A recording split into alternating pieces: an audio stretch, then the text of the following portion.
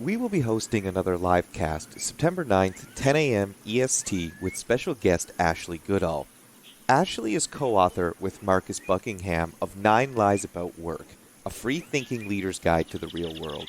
This is a must-listen event, and we invite you to join us live and to submit your questions to Ashley. Register now at connollyowens.com/live or see the show description for details. That's September 9th, 10 a.m. EST, Ashley Goodall. We will see you there.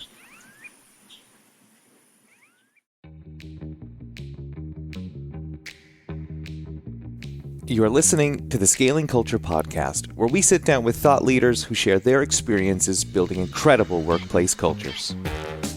Gregg Thompson is president of Bluepoint Leadership Development and the author of The Master Coach. He personally coaches many of the most successful executives in the Fortune 100 companies and has worked in 40 countries in nearly every major industry. Today, he talks to us about the Master Coach and how we can become stronger coaches in our organizations. This episode was recorded live with an audience, but due to some technical difficulties, some parts of the episode have audio issues. We apologize for the trouble and hope you enjoy the show. We're really excited to have Gregg Thompson. Gregg, thank you so much for joining today. I really appreciate you giving us your time to share your knowledge, so thank you. You're very welcome. It's a pleasure to be here. It's an honor and a privilege, in fact. Yeah, great. So I want to start off by look, I had your book and it was sitting on my shelf for a long time. And as I'm writing this new book called Scaling Culture, obviously one of our chapters is around coaching. And I was like, that book's got to have something interesting to say, Master Coach. I don't even know where I got the book from, Gregg. And I picked up the book. And of course, as Shannon said, I've been telling everybody about this book because I had a very huge aha moment. And my aha moment when I read your book, which I thought was fabulous, by the way, I think it's a top coaching book that I've certainly ever read, was that I thought I was a good coach until I read your book. And then I realized that I wasn't a great coach. My process was not the actual process, very different from what I was doing. And so that was a big aha moment for me. Someone who's been in business, for 20 years thought I was doing a good job as a coach. And I think after reading your book, I had to go back to the drawing board and say, well, I don't really think I was headed down the right. In the spirit of coaching, I had the right spirit, but the process, I think I got way wrong. And so thank you for that, Gregg. That was awesome. And that's what today's conversation is going to be about, is coaching. But let me start off. Bluepoint Development Leadership, what got you into that, and how does that tie back to company culture? Tell us about that. Sure. Thank you very much, and thanks for the warm introduction. If you look at this idea of culture, and it's a very popular idea, and you do great work, Ron, in the work that you do in terms of looking at helping organizations develop stronger, more productive, more effective cultures. And if you look at it from our perspective in Bluepoint, we believe that culture is downstream from leadership. Mm-hmm. So if you believe that culture is downstream from leadership, then we need to examine, okay, what really is leadership and how does it manifest in organizations? And I guess what makes us maybe a little unique in Bluepoint is we believe that then the math on this is that leadership happens one conversation at a time. And so if leadership happens one conversation at a time, if we can help leaders have more impactful conversations, then that will flow all the way down to culture.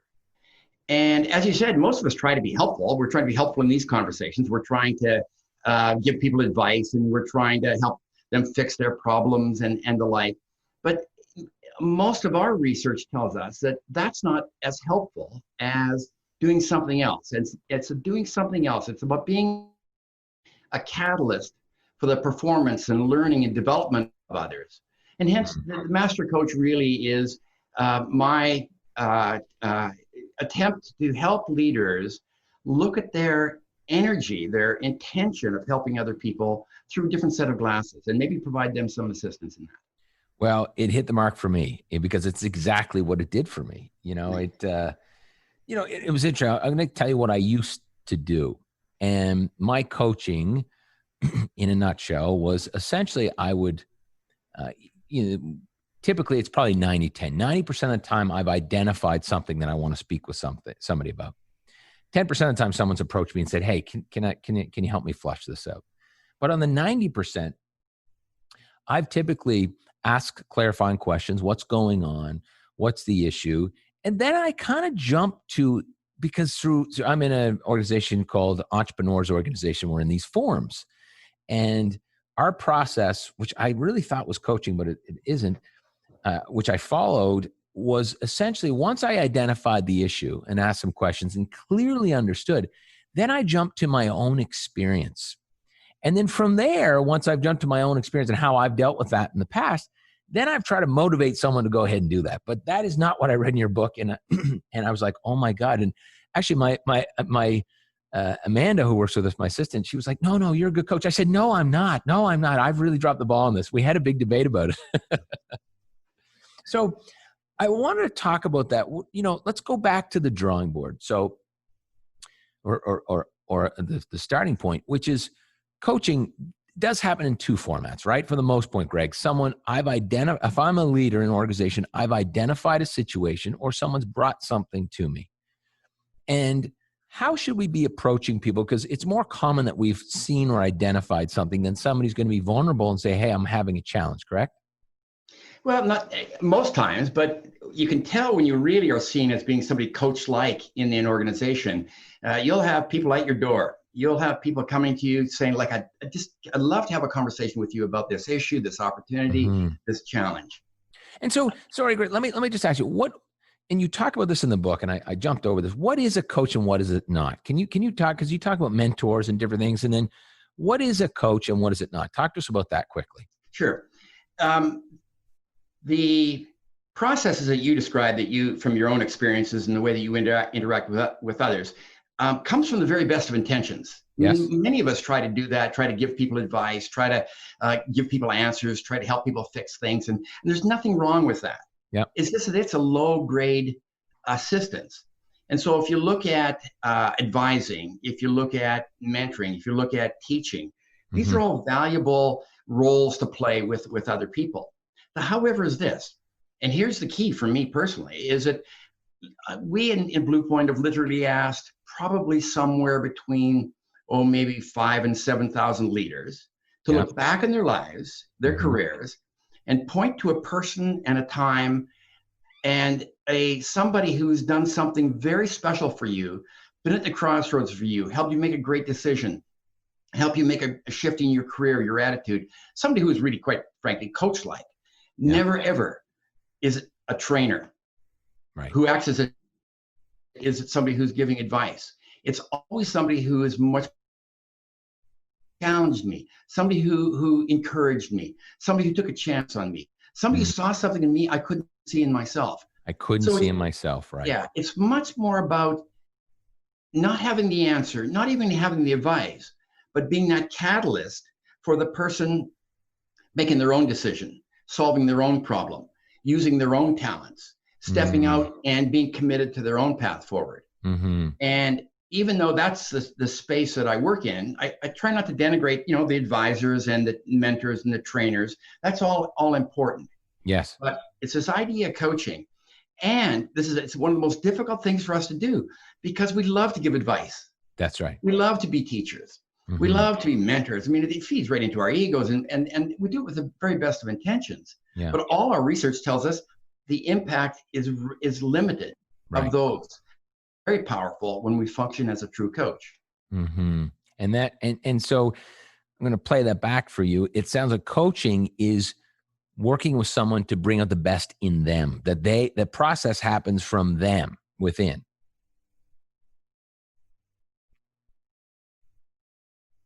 Is that fair, Greg? Yeah. Sorry, the stream was lost there for a moment. Could you please repeat that? Yeah. So the coaching process is essentially bringing out the best in someone, but coaching them, allowing them to do it themselves. Exactly. And it's often not that linear. It's often about helping a person, their career, their work, their lives through fresh eyes. And if you look at it,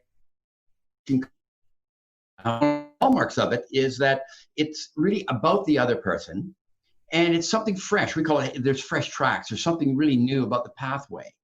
And so if you look at coaching from an output perspective, there's only two things that a great coach is interested in, is that's helping the other person gain insight, some insight, learn something, and to take action on that. And so it's about being a catalyst for that. And so let's dig deep into that process. And so when we've identified, if you're in a leadership role and you've identified that someone's having a challenge, can you break down the process? What should that approach look like first? What does it look like? Sure. Let me just back up just one bit on your question, is that coaching is not just for people who have challenges. Coaching is for people who have opportunities. Coaching, quite frankly, is for all of us, because we're all stuck to some degree. We're all stuck to some degree. The clients I work with are amazing men and women. They are extraordinarily successful, and they are extraordinarily talented and have done great things already. So if you look at that in terms of where you start with this idea of being helpful to somebody who has an opportunity, a challenge, a dilemma, a particular problem area. It all starts about being able to have that conversation, right? And so it doesn't matter if you've taken all the coaching programs and you've learned the nifty coaching skills and communication processes and the like. Quite frankly, if people do not trust you, they will not take coaching from you, and you may as well save your breath to cool your porridge. So before you can get to that conversation, you need to earn the right really to be in it. I mean, I don't need to show you the research. All of us just need to look around the organization and identify people that we would not willingly have a coaching conversation with. That's right. And so it's my hope that we're not that person for others. And how do you advise leaders to build trust quickly? Because in some cases, they have to do that quickly. Yeah, absolutely. But the interesting thing is that we're very transparent. And the core is what we call noble intention. And noble intention is recognizing that it's not about you, it's about the other person. And your sole intention is to help that other person leave the conversation better in some way. They leave functioning better, they leave with an idea, they leave inspired, they leave energized. So, and the fascinating thing about human interactions is we know pretty quickly if a person has our best intentions at heart. And what's also interesting, Ron, is that even if you haven't taken all the coaching programs and know exactly the processes to go through, if you have that noble intention, people are going to give you wide berth anyway. If your intention is to have a conversation with somebody else that is directed at helping them onto a better pathway, they're going to give you a lot of leeway in doing so. Look, I agree. And it's funny because when I go back to my aha moment, my intention was always strong. I would say, hey, Gregg, the intention of today's conversation is to make you a better leader than me. And so you'd know, look, Ron, your intention's strong. You really are here to help me. Where I really didn't do a great job after, and especially was apparent after reading the book was, and probably because I move very fast, I'm not impatient, but ADHD, and I move at lightning speeds at some cases, is the process of asking the question so to allow you to get somewhere on your own. That's where I don't think I had done a great job as a coach. Right? I think my intentions were always good, because you really, I mean, as I read in the book, the questions are critical, right? Like this is to really get to the core of what's going on and to really allow someone to get there on their own, correct? Or am I missing it? No, absolutely.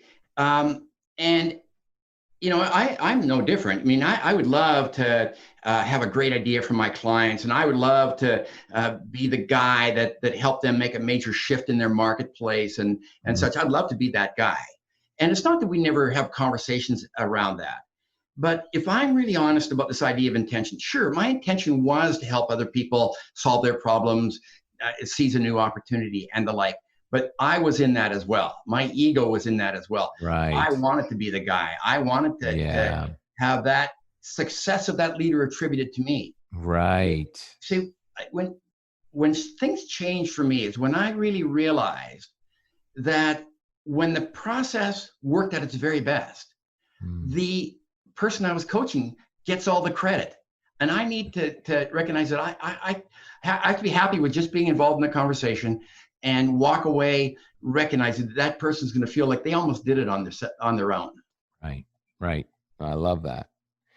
And so what are some, can you go through, do you have or does it change every time you have a conversation? Is there key questions that set you down the path? Is there anything that you advise, like there's these just great key stable questions that we should always ask?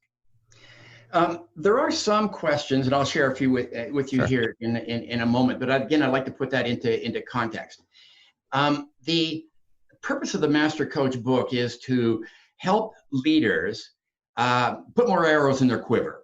Mm-hmm. So you probably had a conversation with a really master coach, a great coach, and they just make these really insightful observations or take the conversation in really productive ways. The purpose of the master coach in many ways was to help you accelerate that process, to fill your quiver up with things that you can use in the coaching process, like what we call big questions. And thank you for that question. The thing that's important to note, though, is that coaching never follows a 1, 2, 3, 4, 5 path. And as the coach, all you have is the now. So all you have is the next moment ahead of you, and you need to make a decision in that moment. What is the most important thing that I can do for this other person? And one of the reasons that I don't have the exact 4 questions, I'm going to share a few questions that I think are pretty meaningful in terms of starting a conversation, is because in that moment, if I truly have the other person's intention at heart, I need to make this choice. Is it a question? Is it a piece of feedback? Is it a constructive confrontation? Is it an insight I want to share? Is it a challenge? Is it nothing at all? Is it silence? And so it is hard for some people to grasp and to come away out of the Master Coach book with the notion that there's no process. I mean, like the Grow model and others, these are all good ways of thinking about coaching, but none of them work. I mean, they're all good. They help you organize your thoughts. But what we need to do in coaching at that moment is to do what is very best for the person we're coaching. Now, the individual. Long preamble to your question, which is a great question. There are some questions that I find help the person that I'm coaching make a shift and start thinking differently. And one question was asked of me about 3 years ago, and it really set the stage for the last 3 years of my working life, and I still haven't answered it. And the question is this: Gregg, is your best work ahead of you or behind you? So these are questions that are foundational for us. Another question that I find helpful early on is asking somebody, like, when you're at your very best, what are you doing? So that puts the conversation over to them. Also gets them thinking about, okay, what can I do to be at my very best? And what does that look like? And then some question around passions and values. And I mean, what is, in this conversation right now, what is the most important thing we can be talking about? Those kinds of questions set the stage to lift the quality of the conversation. Right. Yeah. You know, a few of the questions that came out in the book that I think I'm just moving too fast is kind of what I told myself. And also to your point is really separating myself from whoever I'm coaching. Say, this isn't about me, it's about them. And saying this isn't about my ego and participating in their success either. Because I think that's an easy trap. I think as you go through this, journey of coaching, that's got to be one bucket we've all been caught in. And I've certainly been there, and probably am still there today in some cases. And so one question that I read in the book, which I believe was, okay, Gregg, there's a situation, fine. And, what part do you play in this? And how would that person see you? And I was like, oh my God, that's a question I should have asked 1,000 times. And it seems like a lot of these questions, again, foundational questions, to start to change the person's perspective, right? Because is that part of the process, is changing perspectives to get to some type of change? Is that part of the theory? There is an idea that is foundational to coaching, and the idea is there is always a choice. Right. The person you're coaching always has a choice, and it's always a choice. And the other piece of that is that's the only person you can coach. You can't coach the people they're having difficulty with. You can't coach somebody they'd like to influence. You only can coach them. And so the idea is that helping them, even if the problem, they're only 5% responsible for the problem. You only can coach on that 5%, not the 95%. So it is this idea that they are responsible for their own performance. They are responsible for their own outcomes. They're responsible for their own decisions. There's a high degree of personal accountability in great coaching. And so, yeah, if we are coaching people that have a small piece of a problem, we still only can coach them on that small piece. Now, quite frankly, most times they have a bigger piece than they would like to admit. And to your other point, though, do we not, as leader, we're also accountable, are we not, for their performance? I know you're saying they're accountable for their own performance, but we also, there's got to be, and I've certainly felt this before. Well, I'm working with you, Gregg, and geez, I need to get Gregg moving quicker here because it's also the performance of the company, performance of the team. There's got to be dual side accountability because I'm accountable for your performance too as a leader, correct? Absolutely. Accountability gets a bad rap in organizations these days. Yeah. Because and a great coach puts a big emphasis on accountability, personal accountability and their accountability. But coming back to the bad rap, we use the word accountability through organizations these days. That's really code for, we got to find the underperformers. We got to get them out of the organization. We got to burn the witches, this word of accountability. When we look at accountability, we really should see it through the lens of honoring people. When we hold people accountable, what we're saying is, you are important. What you do is important. And we need to stop this idea that we use this word accountability to identify underperformers. It really is to honor people and their contribution. Now, the leader coach has a much more difficult job than me because I work strictly at the coaching end of the continuum. I'm not responsible for the person's performance. Right. This is why it is so challenging to be a coach-like leader. And my heart goes out to these men and women. They're moving up and down that continuum all of the time. Yeah. They're telling people what to do. They're giving advice. They're teaching. They're training and such. And what I'm asking them to do is make a shift towards coaching and to be more coach-like. However, this does not mean they're going to be soft on accountability. Right. But I encourage them to be nimble.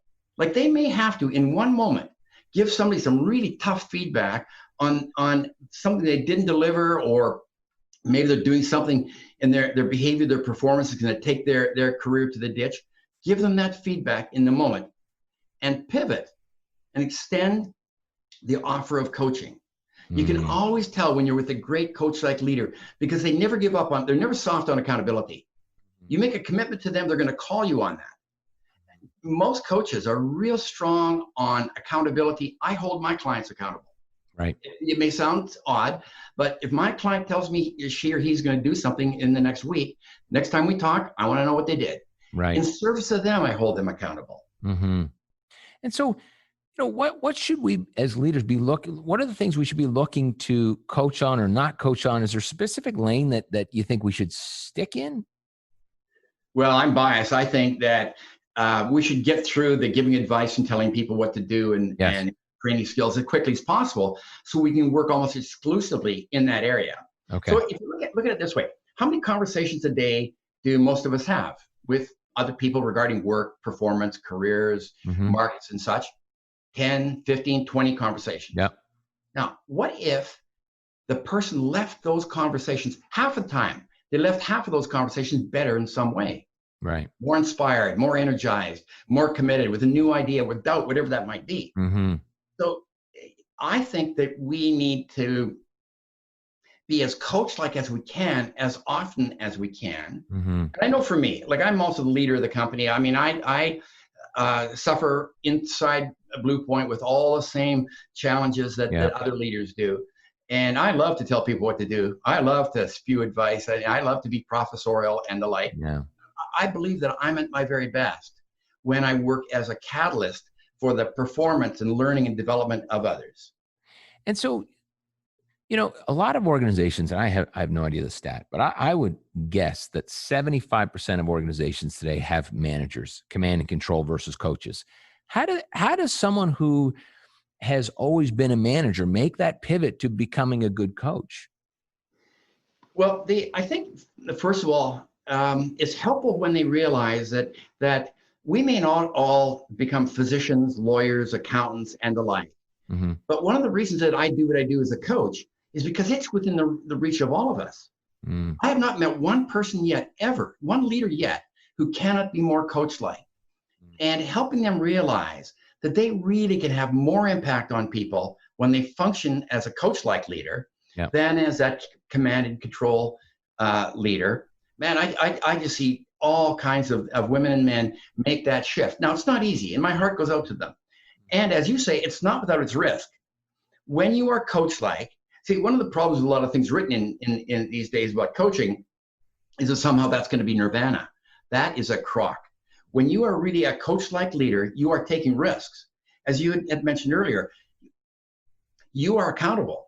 Right. So part of being coach-like is to giving people latitude, allowing people to make mistakes, allowing people to make their own decisions. Your performance may suffer because of that. And so when we need to be very understanding. When we ask our leaders to be more coach-like, we're asking them to potentially have their own performance judged poorer in the short term because they're making that investment and taking that risk on other people. How do you sell that across the line? Some people some people have to say, forget it, like not going to happen. Like, Well, when you look around organizations these days, is that the coach-like leaders are simply excelling. And fortunately, a lot of our millennial leaders are coming in to the organization and are moving up into leadership roles. This has come almost second nature to them. The whole idea of being part of a high-performance community, the whole idea about helping others learn, grow, develop is much more part of their ethos than men and women my age, quite frankly. And so go back to the process for a sec, Greg. So can you kind of walk us through at a high level what that looks like? So we're sitting down to have a conversation. You're going to, I said, look, I've got a challenge with a coworker. I've got this problem. So you start to ask me questions. How do you know you got to the core issue? How do you know when you've reached it, Well, typically the other person will know, and they will tell you. If you look at the conversation as the other person is responsible for the agenda. It's their agenda. We may challenge it. We may want them to challenge them to search out a higher agenda. Yeah. You ask them something like this: we got 15 minutes together. Is this the most important thing we could be talking about? So if you look at the other person having responsibility for the agenda, we as a coach, we have responsibility for the process. And so loosely, I encourage my clients to follow kind of three processes, or three steps, and it's more of a flow. It's discovery, creation, and commitment. Co-learning with the other person. It's not teaching; it's co-learning with them, and then exploring options and really challenging them to look at things that scare them, look at things that excite them in these options. And then, okay, what are you going to do about it? Unless something changes, unless somebody makes a commitment to do something different, it's not coaching. It's just a nice conversation. And one of my clients mentioned to me one time, well, Greg, you really are a professional nag. And I am a bit, is it that in service of my clients, I asked them, okay, what are you going to do about this? To whom are you going to be accountable? When are you going to do it? Can we talk about it next time we meet? And when we hold people accountable, that conversation has real meaning.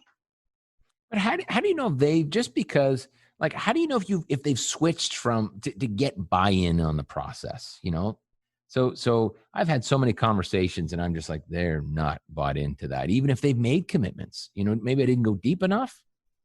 Well, when we seek to get affirmation in the conversation, we tend to be not functioning in a very coach-like way.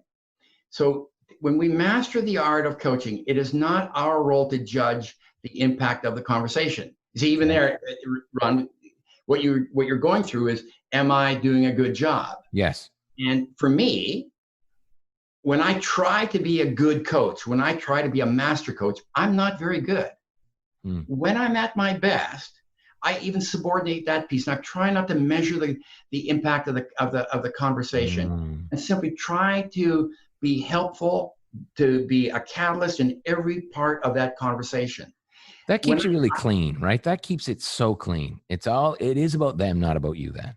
Right. And I keep the accountability. It's your problem. It's your opportunity. You see, when I start trying to judge the impact of my coaching, even, I start taking on some of the responsibility for that. Yeah, interesting.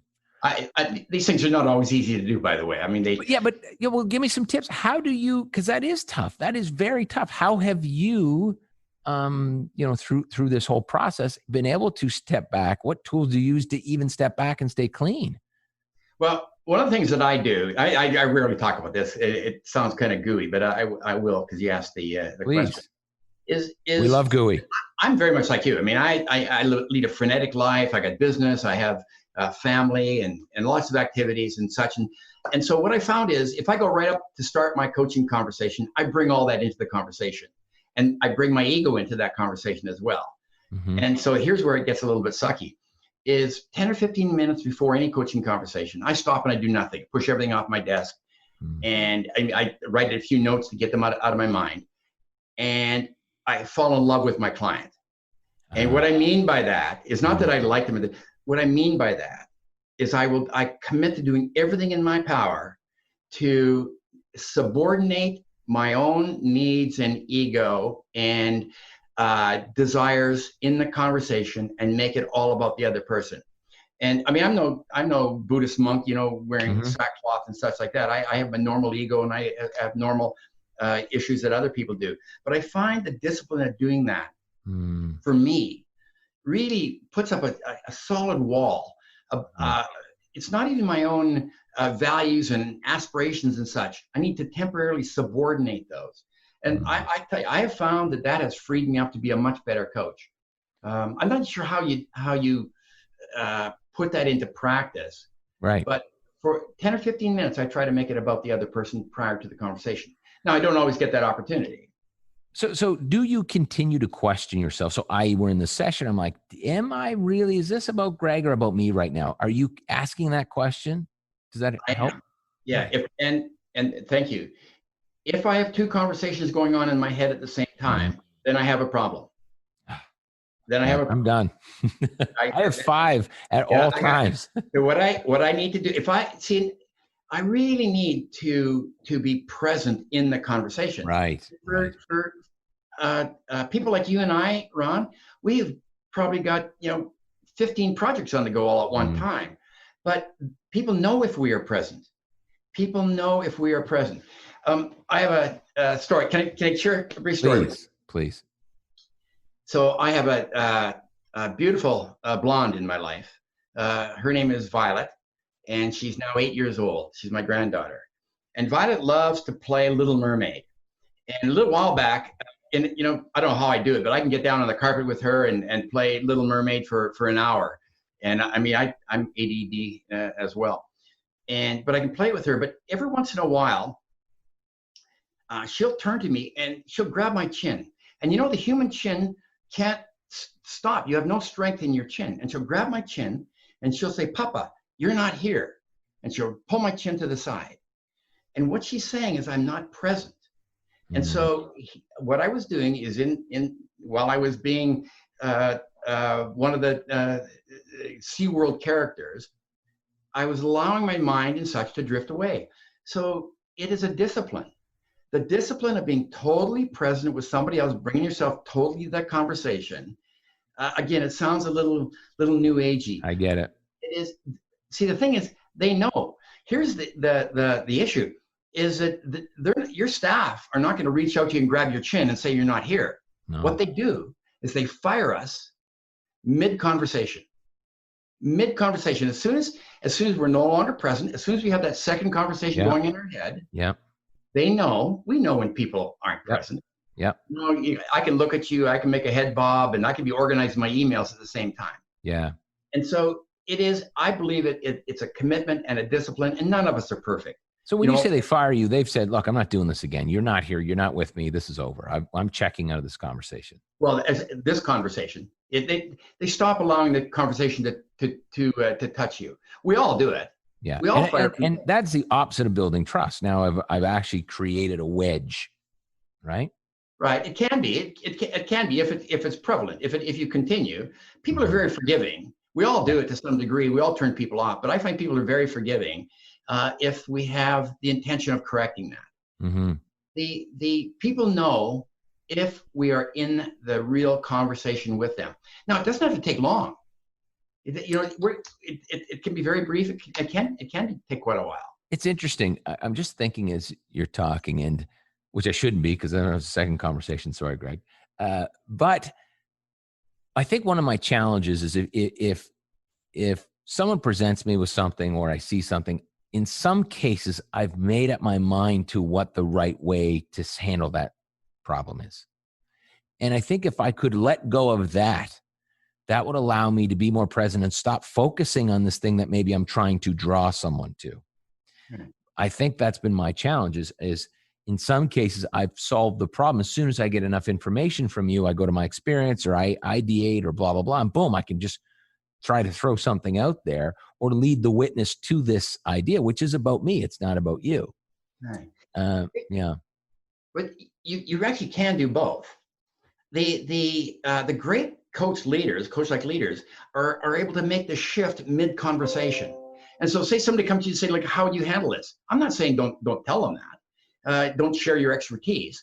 But be thinking about this, is that somebody comes to you and says, like, how would you handle this situation with your client? Yeah. You might say, well, here's how I might handle it, but I think you could probably do it 10 times better. How do you think you might do it?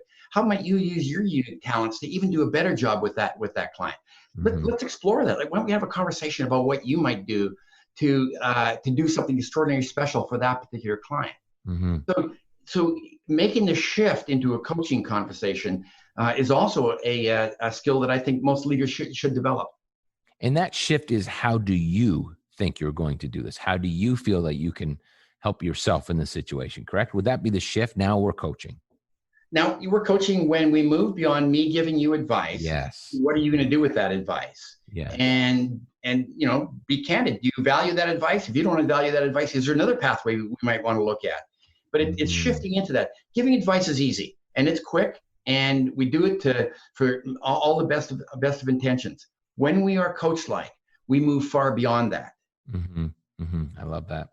And so once you get them there, once you get to accountability, let's call it, and someone says, yeah, okay, I'm accountable. Here's what I'm going to do. What does that look like? What in a best case scenario, what do you advise your clients on the accountability follow-up portion? Is there one way, multiple ways?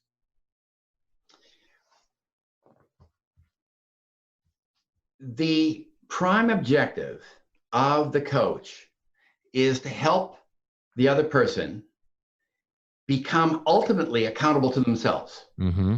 Mm-hmm. Okay, it's to build this idea that if I make a commitment, if I make a promise, I'm going to always deliver on that. So the one thing they might do is to be that temporary connection between intention and action.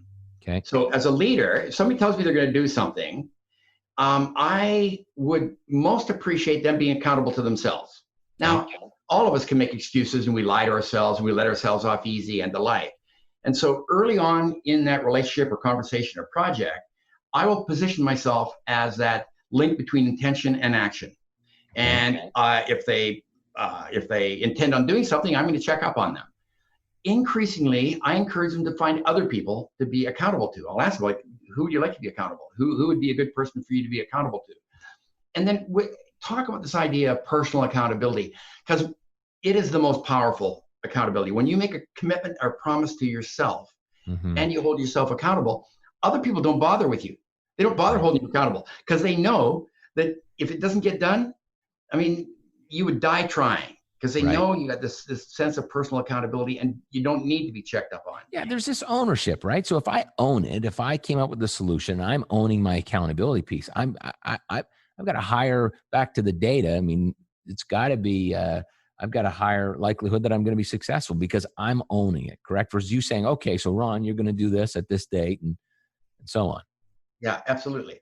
Mm-hmm. And we all have people in our circuits, in our world, in our communities that we know have just a real high degree of personal accountability. And what these wonderful men and women have done is they have just made commitments and promises to themselves that they want to honor. Mm-hmm. And that's very visible to their clients as well. Very visible to their clients. And it sets a model, it sets a pattern as well. So leaders, the way that we help our team members become more accountable, value accountability, is by modeling it ourselves. Always do what we say we're going to do. Yeah. Or come back and explain why we didn't. Mm-hmm. Continue to ask for commitments. I even encourage my clients to use different language. And instead what kind of language? Or deliverables or asking for outcomes, make promises to each other. You know what? You ever want to see a group of executives break out into a sweat? At the end of a meeting, ask them to make promises to each other. Oh, I love promises versus outcome KPI delivery. Yeah. I love that. Yeah. I mean, if Dr. Martin Luther King had walked out on that hot August day and said, I have a set of deliverables, I mean, we wouldn't be listening to his speech today. Coaches use language like promises and dreams and passions because those are the words that really connect with the human spirit. And again, I know that sounds a little gooey. No, I love it. But those are business speak is designed to take the edge off things. Outcomes, deliverables is designed to take the edge off a real commitment. A real commitment.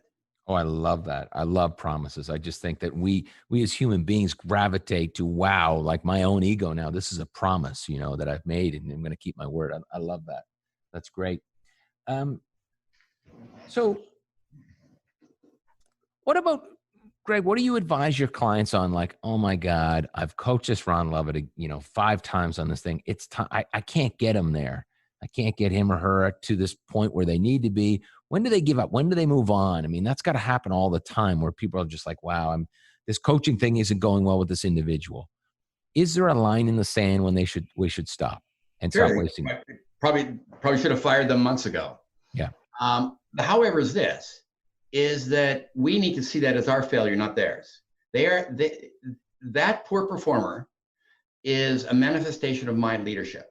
And once I recognize that, and if I can't do anything about it, then yeah, you should put him or her out of their misery. However, is that I would say you haven't been coaching. It's not coaching unless the other person is a willing participant in the conversation. That's not coaching. You've been doing some other kind of supervisory corrective work. And quite frankly, if somebody's poor performing, you shouldn't be coaching them. You should be correcting the performance with them and then extending the offer of coaching, which they willingly will join or not. So there is nothing in this idea of coaching that suggests we should put up with poor performance. As a matter of fact, we should be the first to identify it. However, is this. Number one, most times it's a product of our leadership to some degree. Yeah. Product of our leadership to some degree. And secondly, is that as quickly as possible, we need to extend that offer of coaching. Mm-hmm.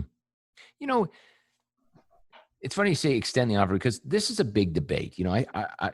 I think that a lot of companies do coaching in the quarterly, if they do that, or the bi-yearly review or the year review. I think that's BS because I always go back to sports and say, if you ever played sports, when does your coach make a comment? They don't wait till quarter season, half season, end of the season. It's real time right away. What are your thoughts on that? Should it be real time? Should we be waiting? Is there an answer? I look at this coaching through 3 modes for the leader. Mm-hmm. And I would encourage the leaders listening in on this podcast to consider this as well. These 3 different modes of coaching. The first is really a fairly formal coaching relationship. I would encourage them to always have one on the go, very similar to the way that I would work with one of my clients. Yeah. Meet weekly, bi-weekly, meet over some period of time, 3 to 6 months. it will be an amazing experience, both for you and for the other person. Mm-hmm. And you can always have one on the go, and you'll be amazed at how your skills will improve as a coach. Number 2 is just be ready to coach in the moment. Mm-hmm. Coaching just in the moment. I am on this call with you today, Ron, because of a 30-second conversation several years ago. I was at a leadership development workshop, 3 days. It was a great workshop, off-site. At the time, I was in the environmental engineering business, running 14 offices across the US and Canada. At the end of the session, the facilitator took me aside and said, "Greg, I can see you doing this work." It probably wasn't a 30-second conversation. It probably was a 20-second conversation. Mm. Never a blip on my screen. My career was going in an entirely different direction. Interesting. That one conversation, he saw something in me I couldn't even see in myself, and it changed everything for me. So the second one is just being prepared to have that quick conversation after a meeting, to have that appreciation or affirmative conversation in the hallway with a colleague. Just be sensitive to how you might say something in the moment to be impactful on somebody else. And then the third one is really the one that you were referring to earlier, in terms of where does this coaching thing fit into my day-to-day work?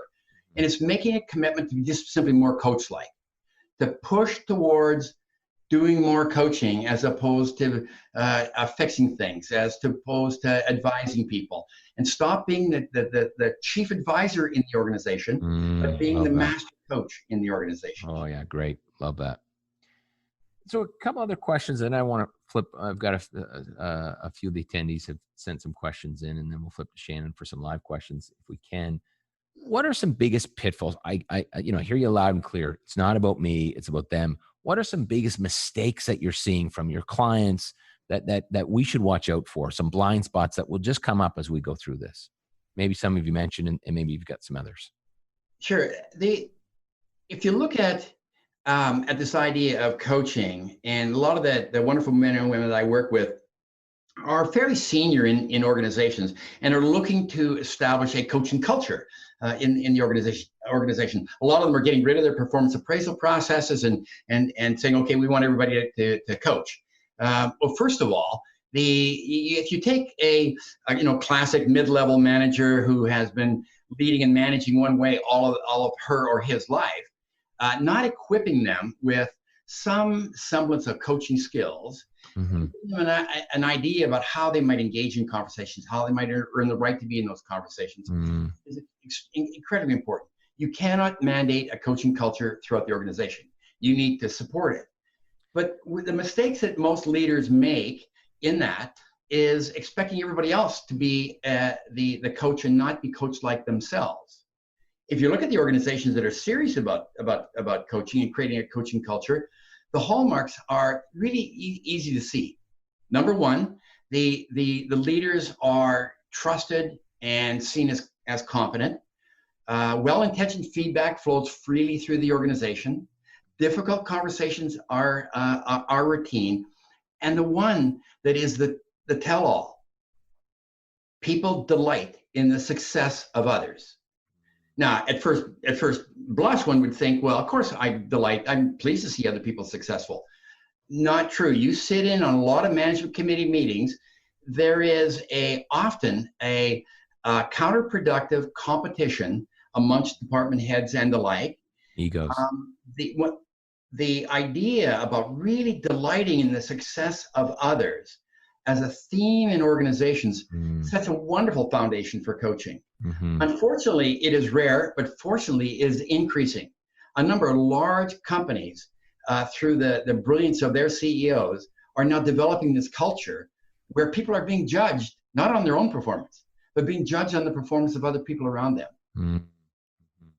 Yeah. And so that also came to me as I was reading your book, and you just said it now. You feel we should get outside help, i.e., hey, everybody, we are now, we want to have a coaching culture here. So just coach everybody, and I feel like I fell into that trap in my last business. Right. I didn't provide any outside assistance to really say, you should have, you build trust, get permission, and then go through this process.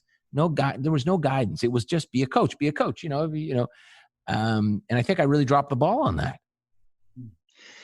It's interesting. Is that, of course, I'm biased on this subject because I'm in the coach training business. I mean, a lot of what I do is, besides functioning as a coach, is a coach training program.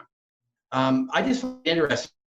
I want our leaders to be more financially have better business acumen. We provide them accounting and business training.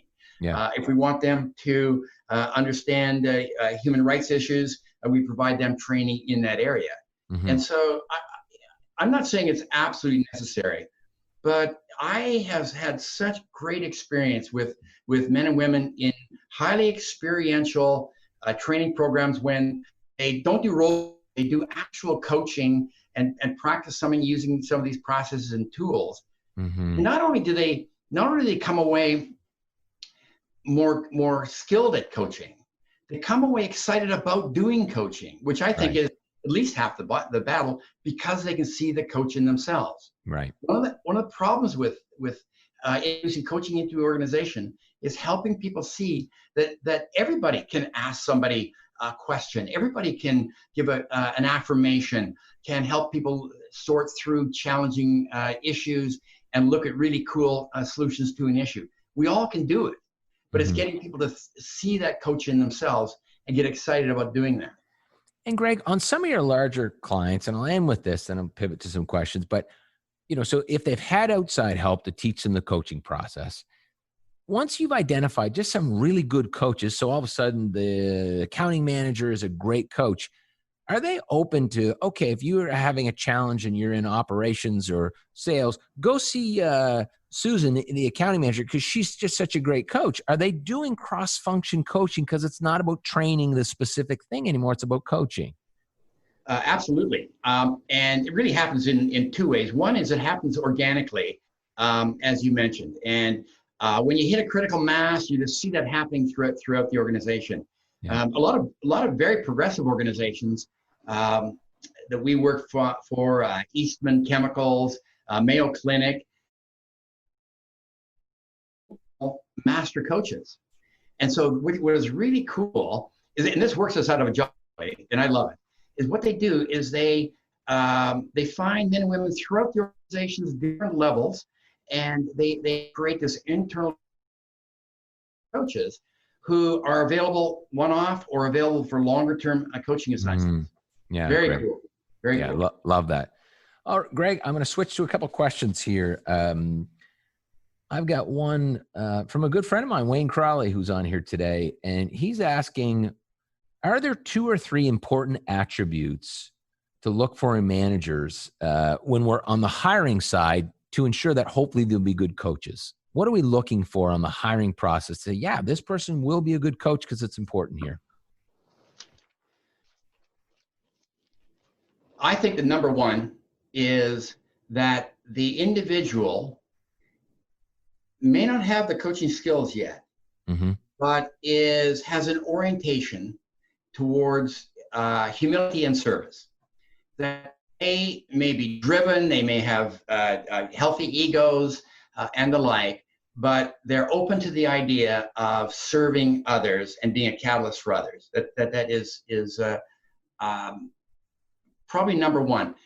We did some work a while back in terms of looking at the values people most appreciate in coaches. And I just have my notes with me. I'll just share the top 3 or 4. Honesty, integrity, number 1.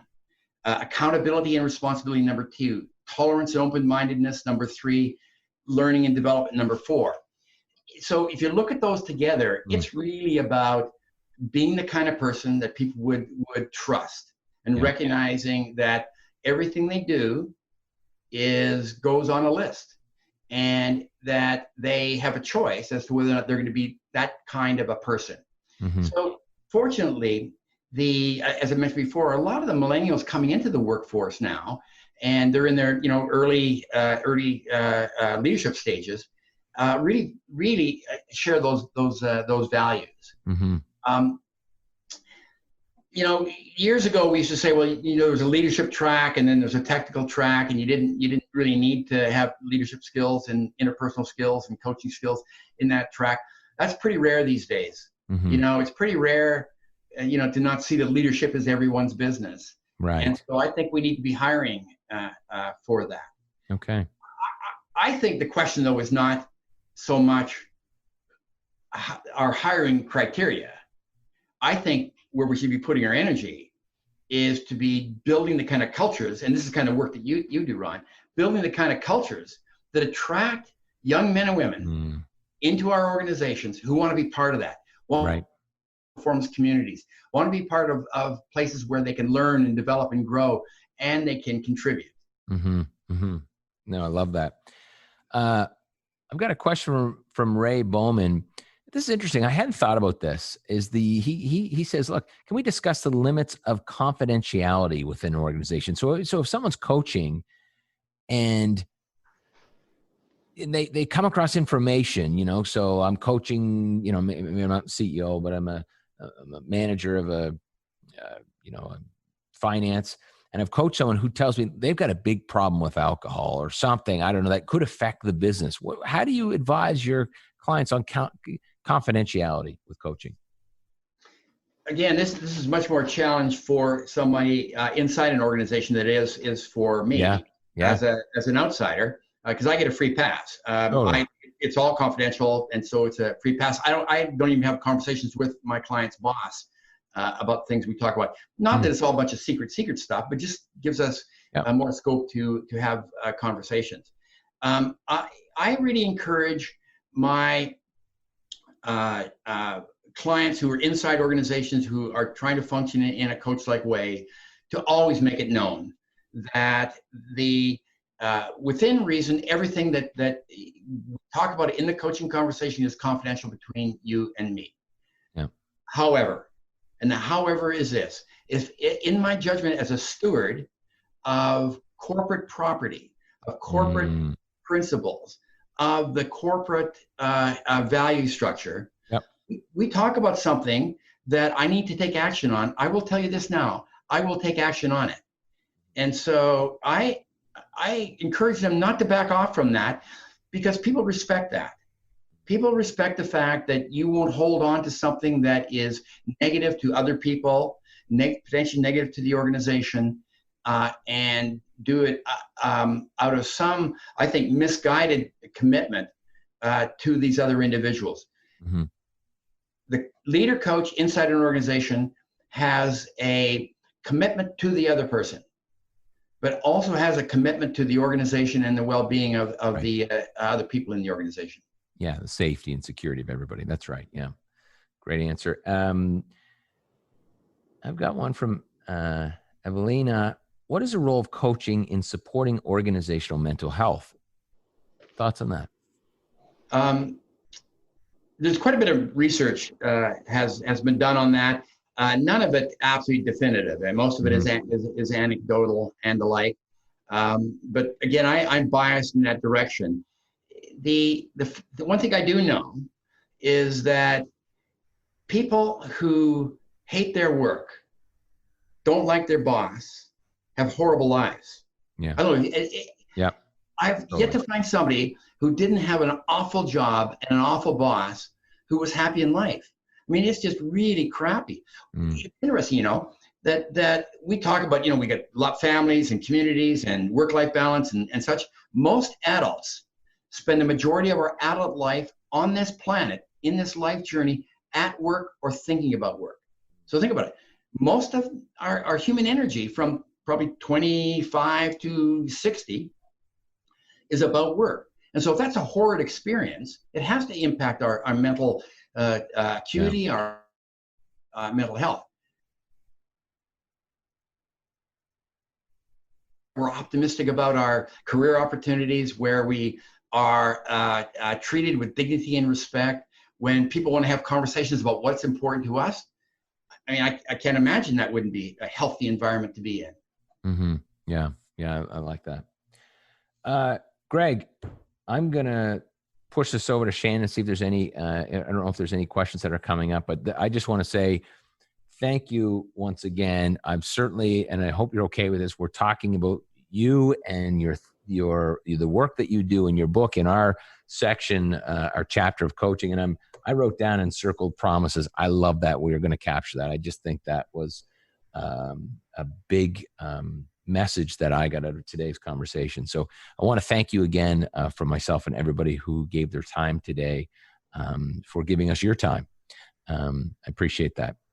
Shannon, do you have any questions? Anybody had sent any while we're talking here that you want to throw up? Like Gregg answered a question or two. And look, a lot of the questions got covered. It was such an awesome conversation that a lot of it got just covered through the natural course of the conversation, which is amazing. But one question that came out, and it was anonymous, is that when you're coaching someone, when do you know that they've got there and they're ready to go and implement this knowledge? Like when you coach someone, when do you realize that it's time to finish the coaching session, or even when you know it's done? Yeah, that's an excellent question. Typically, when there is a fair amount of silence into the conversation, and the conversation starts to turn back on itself, I think one that needs to go with their intuition. And what I do, and I hope this is helpful, I ask myself, am I being helpful? Can I be more helpful? And if I'm truly honest with myself, that gives me a pretty good indication that now would be a good time to wrap up the conversation. I like to end on a high. I like to try to end on the conversation where the person has made a decision, they're committed to some action, they're excited about what they're going to do tomorrow, or they have some new insight that they have discovered. And so typically, I do the best I can with my intuition to try not to drag that conversation out. The however is this: if I don't think it's done, I was being coached by one of our coaches here a couple of years back, and he asked the same question probably 45 times because he, heart of hearts, that I was not answering that question fully to my own satisfaction. And it took us about 2 hours to get through that conversation. Extraordinarily helpful to me. But his sense was that I was just not ready to finish that conversation. Gregg, did he ask the same question, or was he, why? Tell me more. How did he continue to ask that question, or how did he dig? It wasn't just as straightforward as me, as him just asking the same question over and over. Yeah. He would explore that question. He would ask me, is that all there is to that question? Are there any dimensions to that question? And he'd give me feedback in the moment. He says, Gregg, the words and the music don't go together here. For me, I mean, do they for you? If they go together for you, we can end the conversation. But it sounds like we should explore that question some more. Are you fully answering that question for you? And he's a great coach because he continued to make it all of me. I could have terminated the conversation at any point. I could have said, I got it. Mm-hmm. But he cared enough about me to not let me off the hook. Let you off the hook. I thought it was very, very cool. Shannon, I know you've got a question. I'm going to just fire one up because I was just looking at the question bank. Neil Lewis, who I know is a coach from a scaling up coach from the UK, is on here. And his question was, have you advised your clients to do anything in this environment? Everybody's moved virtually. What is there anything we should be pivoting to or thinking about in this type of environment, Gregg, during COVID-19, as most have moved to virtual or telephone or different ways of coaching? Yeah, absolutely. Quite frankly, I do a lot of my coaching is via telephone, and it can be very, very powerful. Matter of fact, in many ways, it saves a lot of time, and we get right down to it. So if I'm at my client's office and they don't have to offer me a coffee, we don't need to talk about football, and we can pretty much get into it right away, which is great. We use the time well. Mm-hmm. Coaching, I think, we do a lot of work these days around building and leading virtual teams. And coaching is right at the core of that. The reason being is that we have these wonderful men and women who are part of our communities, but they're all out there as lone wolves, right? They're all out there. Yep. And so knowing that somebody cares about them, knowing that somebody's going to have a conversation with them, not about the business, but about them and how they're doing and what the leader can on a weekly or bi-weekly basis, which is essentially coaching, has a big payoff for that. Mm-hmm. Men and women who are used to having human interaction or breathing the same air as their teammates, they struggle oftentimes not with the technical details of virtual work, but the question is, does anybody care? I mean, does anybody care about me really as a person? And the beauty of coaching is you can do wonderful coaching via telephone. Right. Yeah. Gregg, thanks again. It looks like that was a question Shan was going to ask anyway. So thank you so much from the bottom of my heart and everybody else for giving us your time and for giving us that book. I mean, that is just an excellent book. And I would highly recommend, if you haven't read The Master Coach or Master Coach? The Master Coach. The Master Coach. It is an incredible book. It is one, have your highlighter and your pen ready and mark the hell out of it. It's a great book. So Gregg, thank you once again. Well, thank you, Ron. It's been a privilege. I am such an admirer of your work because it really hits the core of leading organizations in a different way and abandoning a lot of principles that we thought worked and they simply do not work. So I'm a great admirer of your work, and it's an honor and a privilege really to be here today. Thanks, vice versa. Thanks, Gregg, and we'll be in touch. You take care of yourself. Thanks, everybody. For more information on Gregg Thompson and anything related to scaling culture, please see the show description. We'll be back next week with another incredible guest. Thanks.